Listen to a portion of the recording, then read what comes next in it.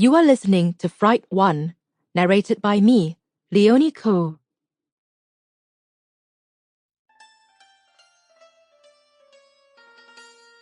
The General's Wife by Meihan Boi.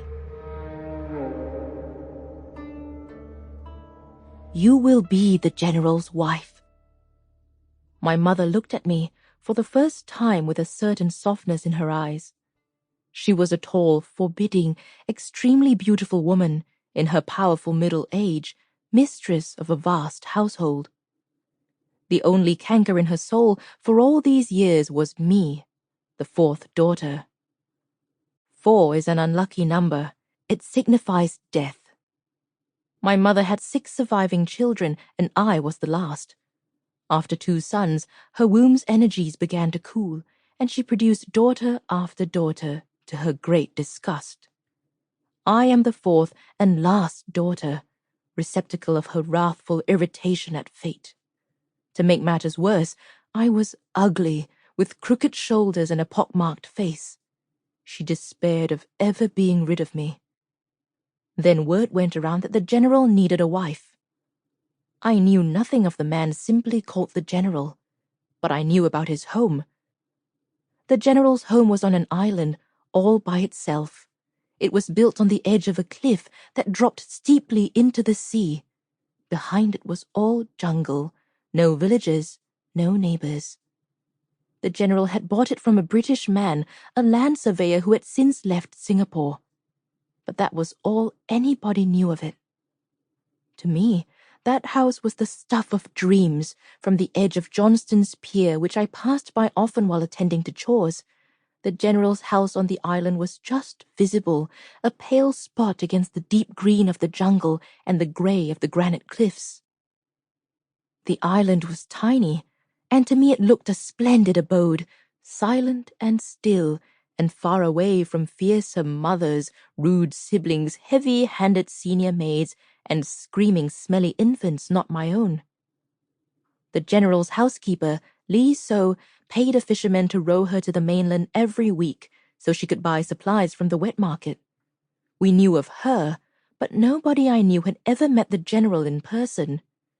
It was believed he must be a strange creature, that he must hide sinister secrets, living there alone in the white man's house. He was probably old and ugly, perhaps mad. But it did not matter. I was to marry him, so the matchmaker said. He had chosen me, sight unseen. Why?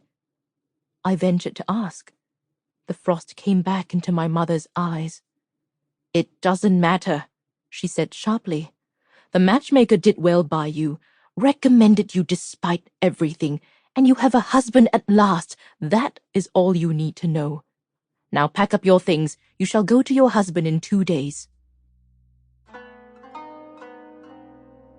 Ordinarily, a Chinese wedding occurs over 2 or 3 days, sometimes more. Gifts are exchanged, the bride is dressed in red and veiled, the groom must play games with her sisters and carry his new wife off on his back under a red umbrella. None of this was done for me. I was given my bridal gifts, clean sheets, a spittoon, a comb, soap and face powder, and told to carry them to my husband myself. I begged to bring one of the maids my mother called the little fools with me, the household scrub maids, many of them slow of learning, who earned their keep with menial tasks. My mother preferred them because they did not spy or gossip. I was good friends with many of them. They were the only ones who never shouted at me or beat me. Let me have anyone you do not like, I begged my mother. The slowest one will do. So she let me bring Susek, the one she disliked most, because she considered Susek too pretty. Susek's blank, doll-like face and gaping rosy mouth showed she did not understand her instructions, but I was so grateful to have her that I wept on her shoulder. Shortly after, we packed our things and were sent away by the back door.